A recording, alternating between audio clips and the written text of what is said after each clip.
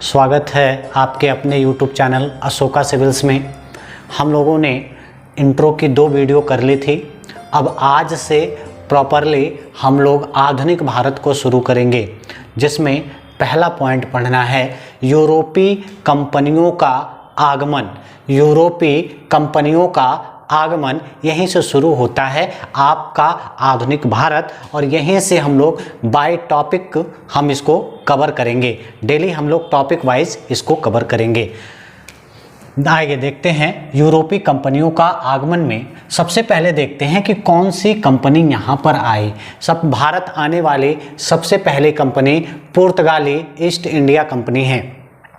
पुर्तगाली east India के बाद फिर आते हैं डच के बाद आते हैं अंग्रेज के बाद आते हैं डेनिश, और डेनिश के बाद आते हैं फ्रांसीसी और स्वीडिश। ये कंपनियों के आगमन के क्रम में है। लेकिन इस्टेब्लिश अगर पूछा जाए, कंपनियों के स्थापना के क्रम में पूछा जाए, तो यहाँ थोड़ा सा चेंज हो जाता है। जब स्थापना के क्रम में पूछेगा तो अंग्रेज यहाँ आ जाएंगे और डच यहाँ आ जाएंगे, क्योंकि अंग्रेजी कंपनी जो इस्टेब्लिश्ड हुई थी वो 1600 ईस्वी में स्थापित हुई थी, लेकिन भारत वो आती है 1608 में। जब अंग्रेज पढ़ेंगे तो इसको डीपली बताएंगे।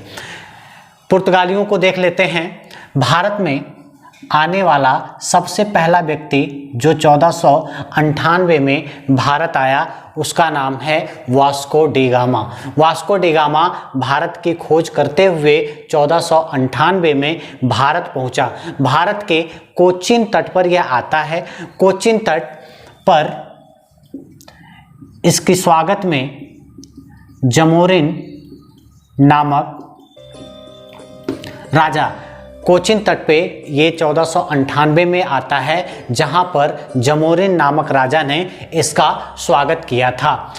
वास्को डी गामा की मदद के लिए अब्दुल मजीद नामक एक नाविक जो इसकी सहायता कर रहा था भारत आने के लिए, यह एक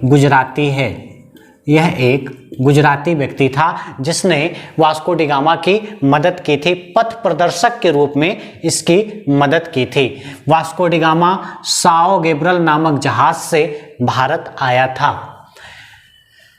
यहाँ से जब वास्को डी गामा वापस जाता है तो वो जो भी कुछ यहाँ से लेकर के गया था, व्यापारिक रूप में जो भी कुछ यहाँ से लेकर के गया था, उसका वो वहाँ पर 60 गुना मुनाफा कमाया था। 60 गुना मुनाफा वहाँ पर उसने कमाया था। दूसरा व्यक्ति भारत आने वाला पेड्रो अल्वारेज कैब्रल है, जो 1500 जहाजी बेड़ों के साथ भारत आया था।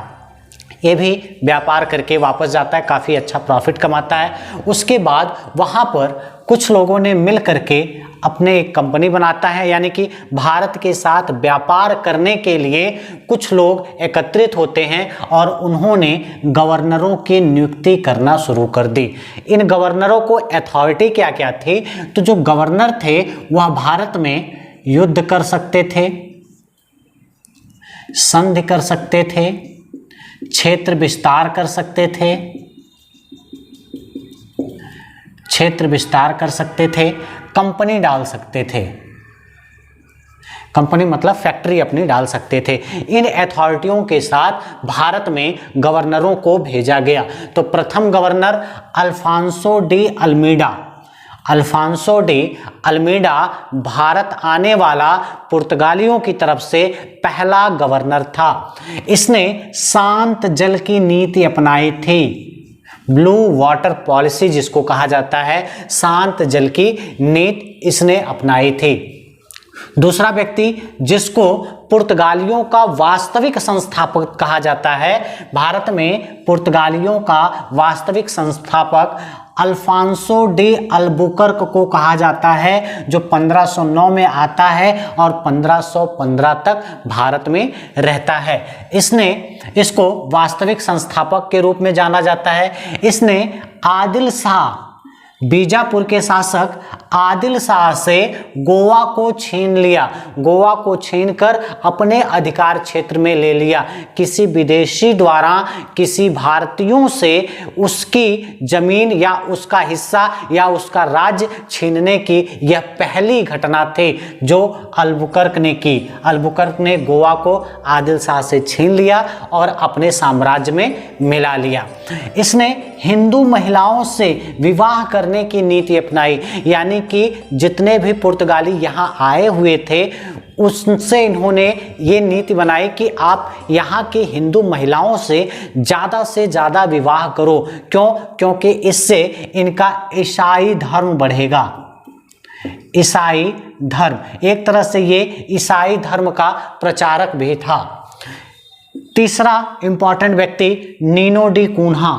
नीनो डी कून्हा इसने पुर्तगाली मुख्यालय को अल्फांसो डे अल्बुकर्क ने अपना हेडक्वार्टर जो था वो कोच्चिन को बनाया था, वो कोच्चिन में बनाया था। लेकिन नीनो डी कून्हा ने अपना मुख्यालय कोच्चिन से हटा करके गोवा ले गया, वही गोवा जो अल्बुकर्क ने आदिल शाह से छीना था। और नीनो डी कून्हा पुर्तगाली मुख्यालय को गोवा लेकर के चला गया। पुर्तगाली सबसे पहले आने वाले व्यक्ति हैं, सबसे पहले आने वाले और सबसे बाद में जाने वाले भी यही हैं। 1498 में ये भारत आते हैं और 1961 में ये भारत से जाते हैं, यानी कि सबसे ज़्यादा टाइम ऑफ पीरियड इन्होंने व्यतीत किया था, पुर्तगालियों ने भारत में व्यतीत किया था। कुछ इंपॉर्टेंट पॉइंट्स देख लेते हैं इनके, जैसे यूरोपीय कंपनियों में पुर्तगाली सबसे पहले आए और सबसे बाद में गए, जो मैंने अभी आपको बताया कि 1498 से लेकर के 1961 तक ये भारत में रहते हैं। इनकी जो कंपनी थी उसको एस्तादो द इंडिया कहा जाता था, यानी कि इन्होंने जो साम्राज्य इकट्ठा किया था उसका नाम था एस्तादो द इंडिया। ये कई बार पूछा गया क्वेश्चन है, इंपॉर्टेंट है, इसको आप रट जाइए। एस्तादो द इंडिया पुर्तगालियों के द्वारा बनाए गए साम्राज्य या उनकी कंपनी का नाम था। पहली व्यापारिक कोठी इन्होंने कोच्चिन में खोली थी, क्योंकि एक वहीं आए थे, वहीं पर आए थे तो वहाँ का लोकल राजा जमोरिन ने इनका स्वागत किया था, तो यहाँ पर उनको बैठने की जगह बड़े आराम से मिल जाती, तो इन्होंने अपनी पहली व्यापारिक कोठी कोच्चिन में खोली। पुर्तगाली गवर्नर अल्फांसो डी सूजा के साथ जेसुइट फ्रांसिस्को जेवियर ये एक ईसाई धर्म प्रचारक हैं, यानी ईसाई धर्म का प्रचार प्रसार करने के लिए इसने अल्फांसो डी सूजा ने जेसुइट फ्रांसिस्को जेवियर को भारत में बुलाया था ताकि वो यहाँ पर आकर के अपने धर्म का प्रचार प्रसार कर सकें। स्थापत्य में गोथिक शैली का आगमन हुआ, यानी कि पुर्तगालियों ने स्थापत्य कला में गोथिक शैली का प्रारंभ किया। इन्होंने प्रिंटिंग प्रेस, जहाज निर्माण कारखाना, तंबाकू, आलू, बहुत सारी चीज़ें ये अपने साथ भारत लेकर के आए थे, यानी कि प्रिंटिंग प्रेस का जन्मदाता पुर्तगालियों को कहा जाता है। इन्होंने प्रिंटिंग प्रेस स्थापित किया, जहाज निर्माण का कारखाना बनाया, ये अपने साथ वहाँ से आलू ले आए, काजू ले आए, ठीक है, और भी बहुत सारी चीज़ें, तंबाकू की खेती इन्होंने यहाँ पर प्रारंभ की, बहुत सारी खाने पीने की चीज़ें भी यहाँ पर लाए। कार्टेज व्यवस्था का प्रारंभ किया। मैंने अभी बताया कि शांत जल की नीति अल्मीडा ने अपनाई थी, तो शांत जल की नीति यानी कि समंदर पे पूरा का पूरा इन्होंने अपना एक कब्जा कर लिया था, नौसैनिक रख लिया था, और इन्होंने कार्टेज व्यवस्था, एक तरह से आप कह सकते हैं कि परमिट लेना पड़ता था।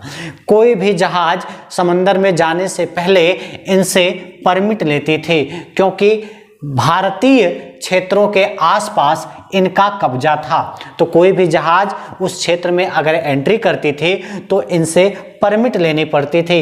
अगर ये परमिट देते थे तो ही वो आ सकते थे, अन्यथा वो नहीं आ सकते थे। तो ये रहा पुर्तगालियों का क्रम। ये इंपॉर्टेंट चीज़ें हैं। जितने भी पॉइंट्स मैंने यहाँ लिखे हैं इसको आप चाहो तो अपनी कॉपी में लिख सकते हो। इसको आप ऐसे ही इट इज़ उतार लो और इसको याद करने का प्रयास करो, क्योंकि वनडे में यहाँ से क्वेश्चन बहुत बनता है। अगला पॉइंट है डच। अभी हम लोगों ने पुर्तगाली को कंप्लीट किया। डचों को देखते हैं। डच ये हॉलैंड या नीदरलैंड के निवासी हैं। पहला डच यात्री हाउटमैन 1596 में भारत पहुंचा। यानी कि जो डच लोग हैं वो मूलतः हॉलैंड के हैं या नीदरलैंड के निवासी हैं। ये भारत पहुंचने वाला जो पहला यात्री था वो हाउटमैन था। कब पहुंचा था? 1596 में वो भारत पहुंचा था। इन्होंने भारत पहुंचकर अपनी पहली व्यापारिक कोठी 1605 में मुसलीपट्टनम में अपनी पहली व्यापारिक कोठी इन्होंने डाला था।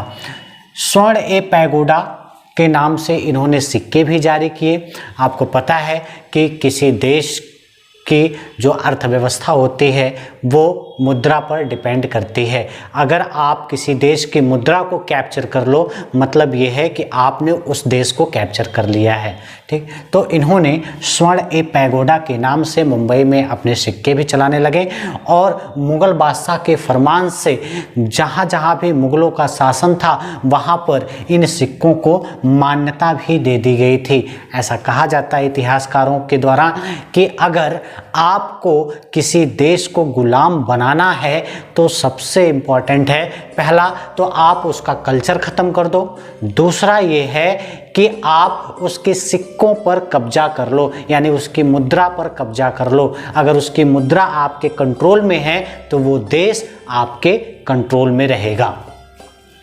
चिंसुरा के फोर्ट को इन्होंने गुस्तावुस फोर्ट के नाम से जाना जाता है। जो चिंसुरा में इन्होंने किला बनाया था उसका इन्होंने नाम रखा था गुस्तावुस फोर्ट। ये कभी कभी एग्जाम में पूछ लेता है तो वहाँ कन्फ्यूज़न हो जाता है कि गुस्तावुस फोर्ट किसके किले का नाम था। सीधे सीधे पूछ लेगा कि गुस्तावुस फोर्ट का निर्माण किसने करवाया था या किनके द्वारा किया गया था। ऑप्शन में दे देगा पुर्तगाल, डच, डेनिश, फ्रांसीसी, तब आप वहाँ कंफ्यूज हो जाएंगे, इसलिए इसको खूब अच्छे से रट लीजिए।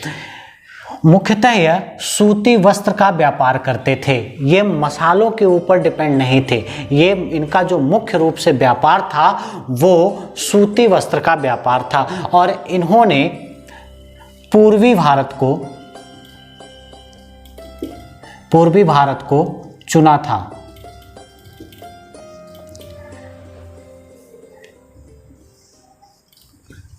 1633 में डचों ने पुर्तगालियों को हराया और कोचिन में फोर्ट विलियम का निर्माण करवाया। 1633 में डचों ने पुर्तगालियों को हरा दिया। 1633 में डच और पुर्तगाली दोनों में युद्ध होता है जिसमें डच विजयी होते हैं और कोचिन में इन्होंने फोर्ट विलियम का निर्माण कराया।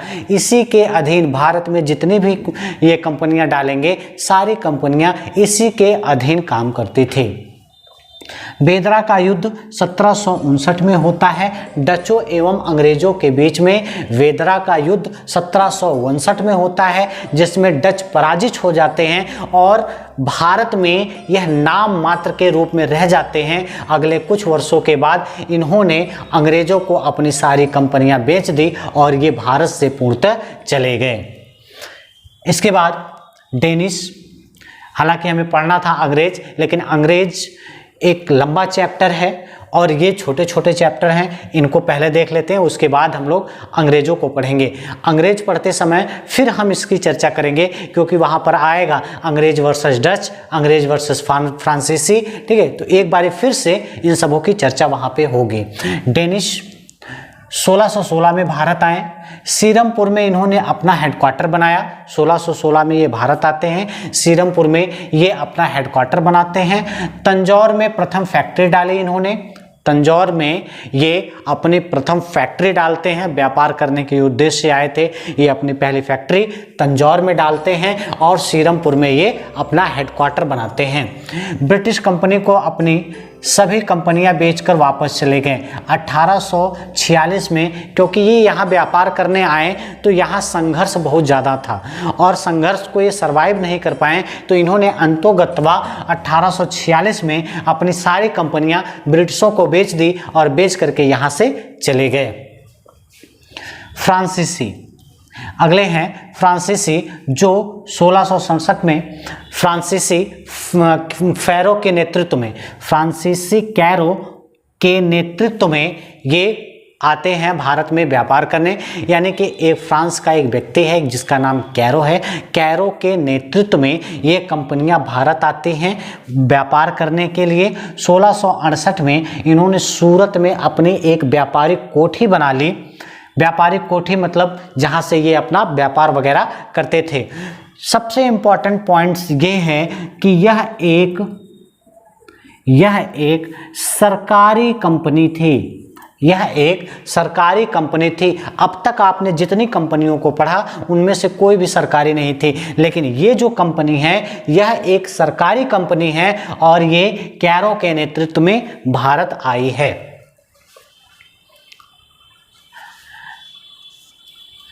कर्नाटक का प्रथम युद्ध। कर्नाटक के कुल 3 युद्ध होंगे, हम आपको बताएंगे कि कब कब हुए। इसमें सबसे पहले देखते हैं कर्नाटक का प्रथम युद्ध, फ्रांसीसी वर्सेस अंग्रेज। यानी कि फ्रांसीसी और अंग्रेजों के बीच में जो पहला युद्ध हुआ वो कर्नाटक का प्रथम युद्ध था, जो 1746 से लेकर के 48 के बीच में चला था। इसका तात्कालिक प्रभाव भारत में क्या था, भारत में क्यों हुआ, जबकि यह युद्ध भारत में तो था ही नहीं। यह युद्ध ऑस्ट्रिया के उत्तराधिकार का युद्ध था। ऑस्ट्रिया का उत्तराधिकार का मतलब ये था, ऑस्ट्रिया में उत्तराधिकार को लेकर के संघर्ष चल रहा था कि अगला उत्तराधिकारी कौन बनेगा। इसका प्रभाव हमको भारत में भी देखने को मिला। क्यों देखने को मिला भारत में, तात्कालिक कारण क्या था, अंग्रेज कैप्टन बर्नेट द्वारा फ्रांसीसी जहाज़ों पर अधिकार कर लिया गया। यानी अंग्रेज का जो कैप्टन है बर्नेट, उसने क्या किया, फ्रांसीसी जहाज़ों को कब्जा कर लिया, उस पर अपना अधिकार कर लिया, जिसकी वजह से अंग्रेज और फ्रांसीसी दोनों आमने सामने आ गए। 1748 में एक्स-ला-शापेल की संधि से ऑस्ट्रिया का युद्ध समाप्त हो गया। यानी 1748 में ऑस्ट्रिया में जो उत्तराधिकार का युद्ध चल रहा था वह एक्स-ला-शापेल नामक संधि के तहत उस युद्ध की समाप्ति की घोषणा कर दी गई। और जैसे ही वहां पर युद्ध की समाप्ति की घोषणा कर दी गई, भारत में भी धीरे धीरे उसका असर दिखने लगा। और इसी के साथ, यानी इसी के साथ कहने का मतलब एक्स-ला-शापेल जो संधि हुई थी, इसी के साथ भारत में भी यह युद्ध समाप्त हो गया। यानी कर्नाटक का प्रथम युद्ध एक्स-ला-शापेल की संधि के तहत इसको समाप्त किया गया। 1760 में वांडिवास का युद्ध होता है। अभी पीछे हमने पढ़ा था 1759 में बेदरा का युद्ध था और 1760 में वांडिवास का युद्ध है। किनके बीच में था, अंग्रेज और फ्रांसीसी के बीच में था, जिसमें अंग्रेज विजयी हुए थे और फ्रांसीसी की हार हुई थी। तो ये कुछ इंपॉर्टेंट पॉइंट्स थे जो हमने 3-4 कंपनियां पढ़ी। हमने पुर्तगाली देखा, डच देखा, डेनिश देखा, फ्रांसीसी देखा। यहाँ पे वही पॉइंट्स लिखे गए हैं जो एग्जाम ओरिएंटल हैं, फालतू की चीजें नहीं। कहानियां तो बहुत हैं, अगर हम आपको कहानी बताने लगे तो पूरा बोर्ड भर जाएगा, कहानी खत्म नहीं होगी। लेकिन कहानी नहीं जानना, हमें टू द पॉइंट चलना है। क्वेश्चन यहीं से बनेगा और 101% बनेगा। आप प्रीवियस ईयर उठा के देख लो, सारे क्वेश्चन यहीं से मिल जाएंगे आपको। बाकी कहानी नहीं जानना है, कहानी पढ़ना होगा तो हमारा ऑफलाइन बैच रनिंग पे है, आप आ सकते हैं। Thank you.